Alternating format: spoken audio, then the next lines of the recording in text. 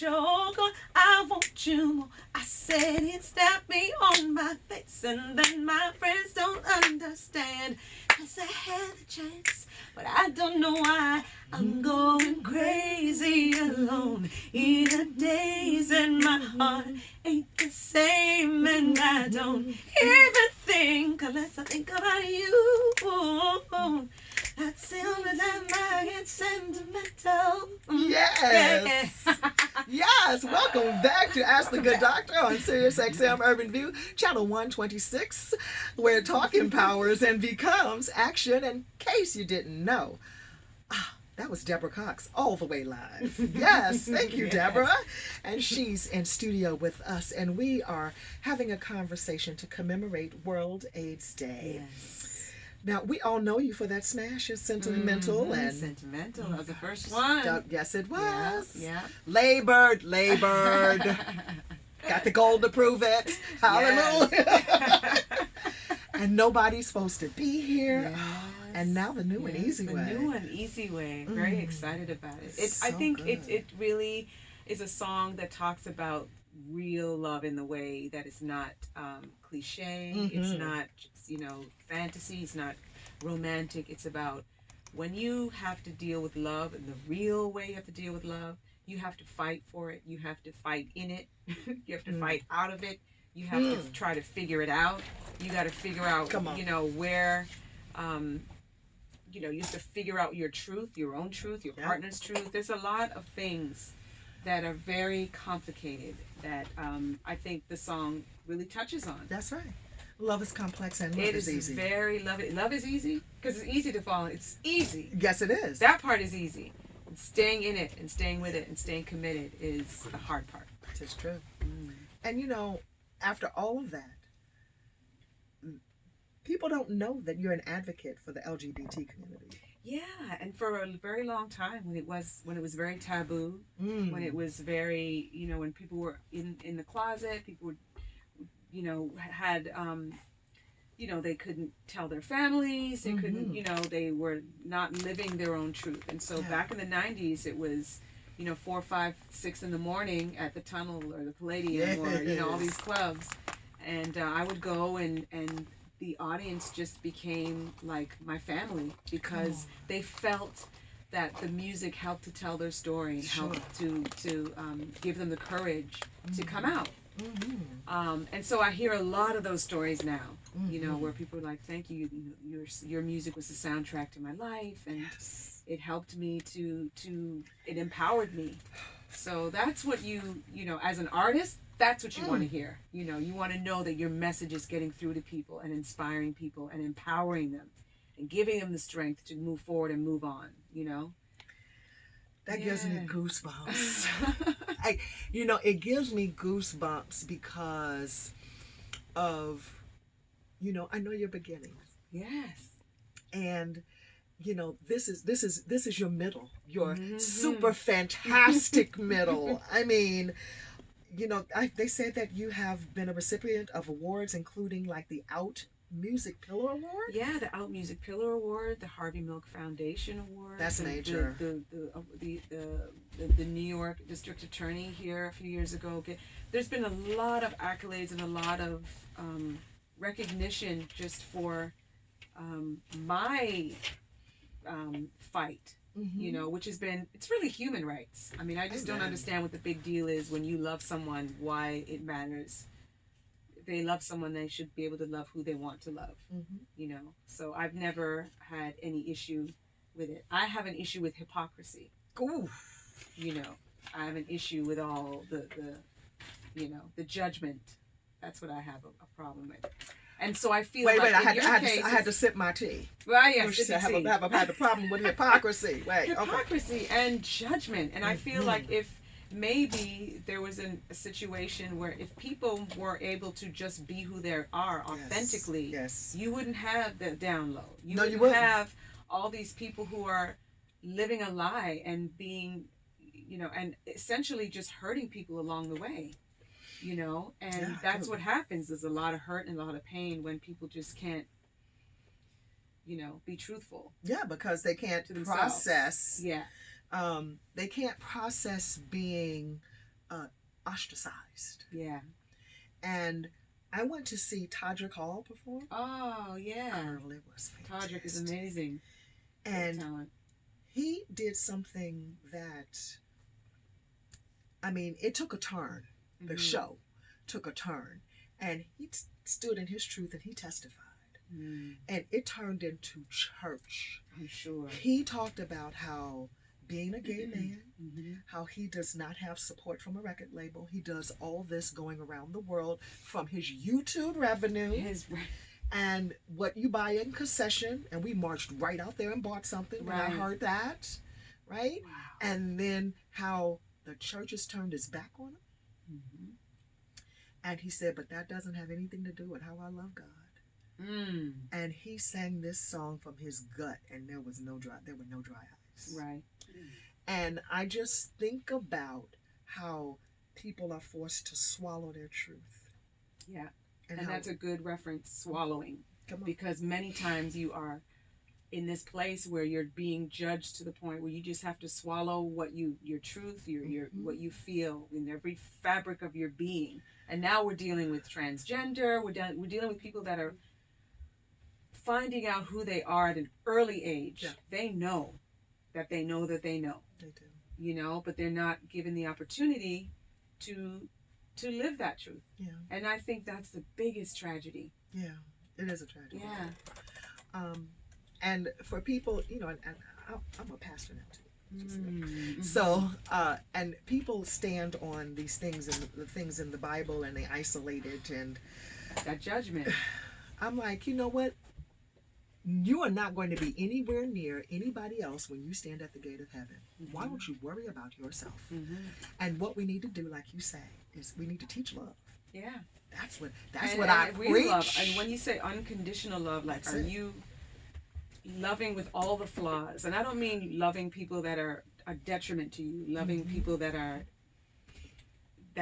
hurt you, that deliberately want to hurt you. That's not what I'm talking about, because I believe that you need to distance yourself from negativity and that kind of thing for your own sanity. Yes, you must. But I think that it's important for for people to know that love is just not, it's work. It's work, you know? They want you to scoot up a little bit. We got okay. Company in the studio. And, sorry. And Deborah, yeah. When I saw your name in Lights on Broadway, I'm telling you, I wanted to run to that stage door and say, Tolerance LaJoyce! That was so gratifying to be, you know, it's always been a dream of mine to be on Broadway. I've loved musical theater. That was my thing before even becoming a recording artist. A lot of people don't know.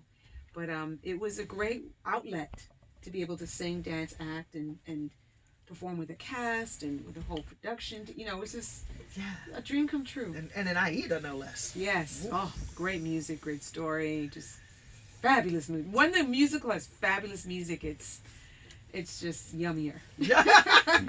Yummier. You know, you're a mother. You've done movies. You're married, and you still find time to extend yourself to this community that's infected with HIV and AIDS. What is it, the area that you hope that people understand the most, in addition to the tolerance and the love?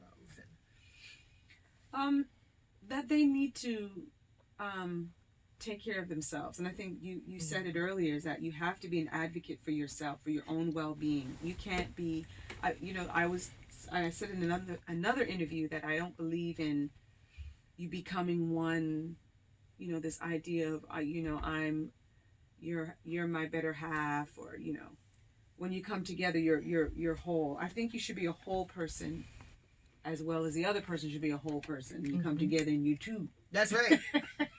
1 + 1 is 2. That's right. You know what I mean? You should at at least be whole. To each other. Yeah. Yes. Be whole. You have to be whole. You can't be a half a person and expect another person to complete you. I don't like that. You complete me, because you don't complete me. You complete me. Come on. God completes me. Amen. Right? But that's my thing. That's my thing. That's a good one. Church according to Deborah Cox. I understand that you're performing for Yes, for World AIDS Day, with Cheryl Lee Ralph's Divas Simply Singing Let me in tell Los you. Angeles.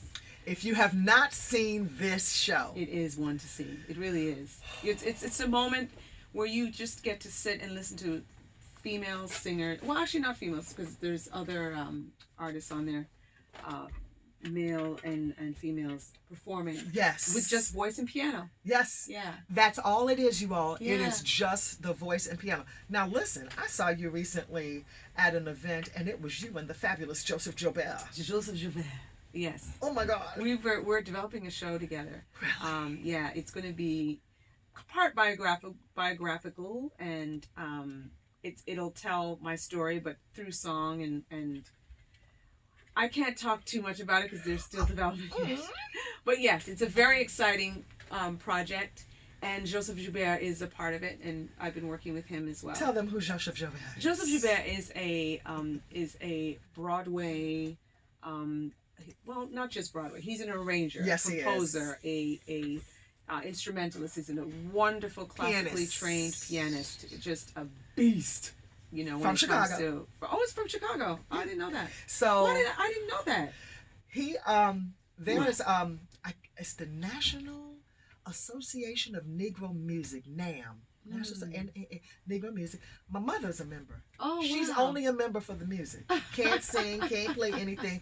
Goes to the conference every year. She hit me to Joseph Joubert. Oh yeah, wow. And, yes, and she and her friends, they go to, this is their thing. They do this every year. Right. And the music is just, and she said it's like all night. It's incredible. Yeah. And so, and he's, you know, like you say, the orchestration and the when he choral plays, he has two other hands that come out. Unbelievable. And he has, you know, he covers the bass. He covers the whole gamut when he plays. It's amazing. And you know, speaking of that, and when you stood up there and sang that Whitney song, I was just like, oh my gosh. Well, now it's a part of my, when I perform, people always ask, are you going to do songs from The Bodyguard? And so now it's just... Well, tell them about The Bodyguard. The Bodyguard musical I did a couple of years ago, and it was a wonderful opportunity to portray Rachel Marin.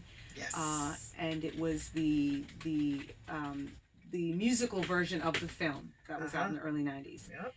Except they added more music to it, which made the show tell the story, but through other songs like The Greatest Love of All, I'm Every Woman, like songs that weren't actually in the film. So it was a great experience for me to just do all this incredible music that people were starving to hear. You know, there's a whole sector of people that I think are starved. But there's something quite magical about you and Whitney, you know, label mates. Yeah, the crazy destiny. Yeah, serendipitous. Completely. The way, because she was a mentor, an inspiration to me growing up. I thought she was the first regal, classy woman that I heard sing all this different style of music, jazz, pop. And then to be signed to Clive Davis, you know, and then to later do a duet with her, and then to later do The Bodyguard was very interesting. I could not have been more thrilled that it was you. Thank you. Yes, and I hope that becomes like ends up on It Broadway. will always. Well, the show, no, it won't be. But there might be other opportunities to pay homage and to maybe, you know, do something. And you know what's interesting is that the Whitney was also an advocate for the LGBT community. Absolutely. Yeah, She was an advocate of those who. Who code is this? That's you, Marie? Oh, that's So is Deborah a no-show? Okay. Yeah, we tried a bunch of times. Okay. Okay. Keep on going. She was an advocate for those who were less fortunate, especially with HIV and AIDS. That was her base. Yeah. You know, because she used to stand on a speaker and sing to the top of her lungs in the warehouse. You know, I want to go over some stats really quickly about the recently what's going on with HIV and AIDS. And African Americans now account for 43% of HIV diagnoses, and Hispanics and Latinos account for 26%. Wow. This conversation has been muted, which is a problem. And we've got Maria Davis here in the studio joining us as well. She's an advocate for HIV and AIDS. And from 2012 to 2016, HIV diagnoses among whites decreased 8%, amongst African Americans it decreased 5%, and Hispanics remained the same. And by region, HIV is most centrally located in the South. Wow. And especially in Atlanta region, but now also Miami is the hotbed for HIV transmissions nationwide, with new HIV cases cropping up there more than before. But in the South, period, it's the epicenter of the illness. And people living with HIV in the South, despite of the fact that the region accounts for only about 1/3 of the U.S. population, people in the South are also 3 times more likely to die of HIV than those in other states, because they are less likely to know they are infected. Wow. That's the problem, that people are running around with their risky behaviors and they are not knowing their status. So the problem I have with people who don't know their status is you have to be more responsible than that. And what I wrote in my book, Faith Under Fire, is that when I say I didn't ask enough questions and that was my responsibility to ask questions, that's the responsibility that we have today. Yeah. And I want to introduce right now Maria A. Davis. We call her Mad. And she is an advocate in this. Tell us a little bit about your story, Maria. Welcome to the show. Welcome to the, well, thank you for having me. I'm going to get ready to say welcome to the show too, LaJoy, Dr. LaJoyce. I'm Maria Davis, music industry insider, and also an AIDS survivor of 20 years. I just turned 60. Hallelujah! Did you? Yes, What? I sure did. You look fabulous. She does look fabulous. God You is do not awesome. look 60. 60. I mean, wow. Okay. And I met you years ago. You did my Oh, my showcase, gosh. Mad Yes, Wednesdays, I brought her. at Esso's. Yes. Sure I did. brought Oh, Yes. so just getting started. Because Yes. Maria had the showcase for all the artists where we wanted young artists like Deborah and other people to perform. So we would bring her there on Wednesday nights. Yes. Right. Okay? Wow. And Maria is where you would come. And Maria talking about she's 60 years old, she's aging all of us because she used to park her baby in the stroller, baby Jana, and bring Jana At to your my office to watch babysit her for Oh me. my God. while she ran around to all the record companies and Yes. passed out flyers. Yes. And fax. They use their fax machine. Yeah. Fax machine. I use yours too. That's right, of that. course you did. And we let you. We let her office there and park the baby and change the baby. But that's the village. Yes, And so absolutely. Maria is still a part of my village. Absolutely. And tell us what you're doing now. Tell us about our responsibility now, Maria, in terms of understanding what our statuses are. We have so many obstacles, and one of them is, and I don't want people to be mad at me, they always come up with these new techniques to let people know that they are not going to be HIV, not to get HIV positive. Right. So, of course, we have a new medication, the blue pill. And so everybody's surrounded around that blue pill now. The focus What's is that? on, it's called PrEP. Oh, PrEP. Right. Oh, it's blue. I didn't know. Right, that. it's Okay. a blue pill. Because before they called it PrEP, they would say the blue pill, take the pill. Okay. Oh. And so, I don't know, the stigma, people just, the So stigma. they would take the pill and be still And think careless. they're okay. And Right. be careless. Right. Well, they take the pill and it's supposedly they won't get HIV. It's an HIV medication. Oh, okay. And you take HIV medication and you don't get HIV, which is kind of crazy to me, but you know, that's their logic behind it. Wait, stop. You're saying that this is HIV medication for a person who is HIV infected. Yes. And this is the pill that they want to give to people who are not infected? Yes, negative. That's like taking asthma medication and you don't have asthma. Right. That's the logic of the people. You have got to be kidding me. Nope. Wow. And so, of course, African Americans haven't bought into it. Yeah. Yes. Everybody else has bought into it. The gay white population and, you know, Caucasian people. But black people, of course, because of our distrust in the medical. Yes. So they think they trying to trick them, which to me, it is kind of trickery. Because my thing is, why don't you tell people how important their lives are? Yes. How great God has made them. their purpose in life versus giving them a pill and negating to know how important they are as individuals, but they use the sex is more important than the human being. Right. So that's my biggest problem. It's another tool in the tool chest, but to me, the reason why people are not getting tested is not because of they don't know about HIV medications, but because they need to love themselves. And that, to me, that's the biggest problem. We love everybody else more, especially women, than we love ourselves. And people think love starts on the outside and it starts on the inside. Yay. So we need to have more money for education has dried up. Prevention has dried up. Yes. All the information, all the money is being poured into men who have sex with men, transgenders, and black women are left at the bottom of the barrel. Come on. And those numbers are increasing like crazy. And I'll read them to you because heterosexuals continue to be affected and account for 24% of the epidemic. Wow. There you go. Do we have enough time?